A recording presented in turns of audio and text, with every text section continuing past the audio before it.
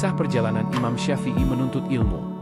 Ketika berguru di kota Mekah, Imam Syafi'i diperintahkan oleh gurunya, "Wahai Muhammad, pergilah engkau ke Madinah untuk berguru lagi, karena sesungguhnya ilmuku sudah habis, semuanya sudah kuajarkan padamu."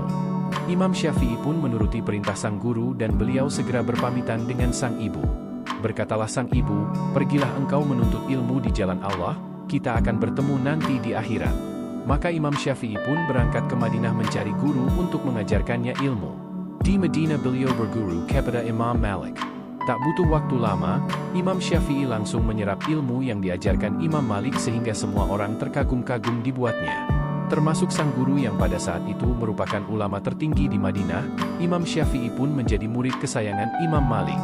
Imam Syafi'i kemudian mengembara ke Irak dan menimba ilmu di sana. Beliau berguru kepada murid-muridnya Imam Abu Hanifah atau Imam Hanafi. Meski sudah banyak menyerap ilmu di Irak, Imam Syafi'i belum ingin pulang karena belum ada panggilan dari ibundanya. Di Irak, Imam Syafi'i berkembang menjadi murid yang terkenal sangat pintar dan tercerdas.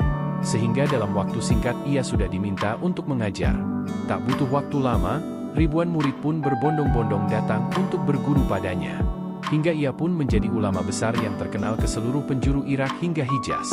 Ibundanya Imam Syafi'i pada setiap tahunnya juga melakukan ibadah haji. Pada kesempatan tahun itu pun sang ibu melaksanakan ibadah haji. Pada saat itu sang ibu mengikuti kajian dari salah seorang ulama yang mana sang ulama tersebut sering mengucapkan nama Imam Syafi'i. Mendengar ulama tersebut sering mengucapkan nama sang anak, setelah pengajian sang ibu pun menjumpai ulama tersebut. Sang ibu bertanya kepada sang ulama, "Wahai Syekh, siapakah itu Muhammad bin Idris Asy-Syafi'i?" Sang ulama pun menjawab bahwa Imam Syafi'i adalah gurunya di Irak. Kemudian sang ibu dengan penasaran menanyakan lagi kepada sang ulama bahwa Muhammad bin Idris Asy-Syafi'i yang manakah yang maksud? Ulama tersebut pun menjawab bahwa ia merupakan ulama besar yang berasal dari kota Mekah. Sang ibu pun terkejut mengetahui bahwa guru ulama tersebut merupakan anaknya. Kemudian sang ulama menyampaikan kepada ibunya Imam Syafi'i bahwa ia ingin berpesan apa kepada sang anak. Sang ibu pun menjawab bahwa ia telah memperbolehkan sang anak untuk pulang ke rumahnya. Sesampainya sang ulama tersebut di Irak, ia langsung menyampaikan pesan tersebut kepada sang guru. Imam Syafi'i yang mendengar kabar tersebut langsung bergegas untuk pulang ke Mekah. Mendengar kabar sang imam ingin pulang, penduduk Irak sangat sedih, namun mereka tidak bisa berbuat apa-apa. Ketika sang imam ingin pulang, masyarakat serta sang murid pun telah menyiapkan bekal kepada sang imam. Karena sang imam telah menjadi ulama besar di Irak, ia pun menerima bekal yang sangat banyak.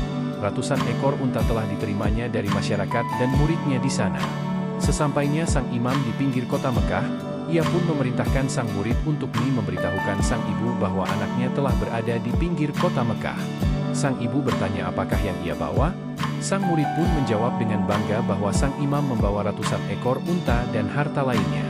Mendengar itu sang ibu pun sangat marah dan ia tidak memperbolehkan sang anak untuk pulang. Dengan rasa bersalahnya sang murid kembali menjumpai sang guru dan menyampaikan bahwa sang ibu marah dan tidak memperbolehkannya pulang. Mendengar berita itu sang imam sangat ketakutan dan menyuruh sang murid untuk mengumpulkan seluruh orang-orang miskin di kota Mekah. Kemudian ia memberikan seluruh harta yang ia bawa hingga yang tersisa hanya kitab-kitab dan ilmunya. Kemudian sang imam memerintahkan sang murid untuk memberitahu sang ibu tentang hal ini. Setelah mendengar kabar tersebut, sang ibu pun memperbolehkan sang imam untuk pulang. Sekian, semoga bermanfaat bagi para pendengar dimanapun kalian berada. Wallahu a'lam bishawab.